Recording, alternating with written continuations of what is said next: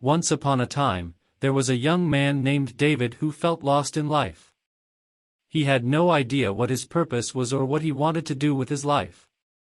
He felt like he was just going through the motions, never really feeling fulfilled or satisfied.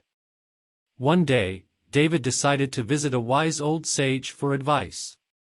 The sage listened to David's story and then said, "David, God has a plan for you. You just need to trust in Him and let Him guide you." David was confused. He had always thought that his life was up to him and that he had to make his own way.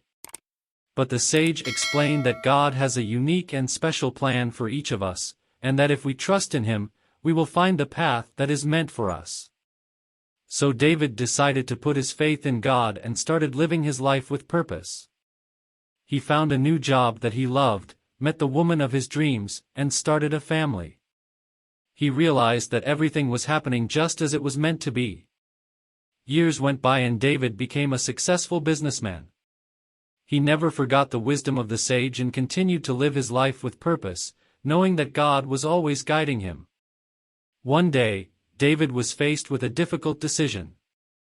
He was offered a job in another city that would bring great financial success, but it meant leaving his family and the life he had built. David was torn, but then he remembered the sage's words and he knew that God had a plan for him. So David put his trust in God and took the job in another city. It turned out to be the best decision he ever made.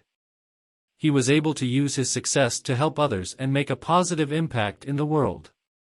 David learned that God does have a plan for us, and that if we trust in Him, we will find the path that is meant for us.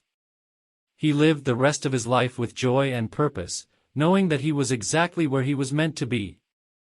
The moral of the story is that we may not always know what God's plan is for us, but if we trust in Him and follow His guidance, we will find the path that is meant for us and live a life filled with purpose, joy, and fulfillment.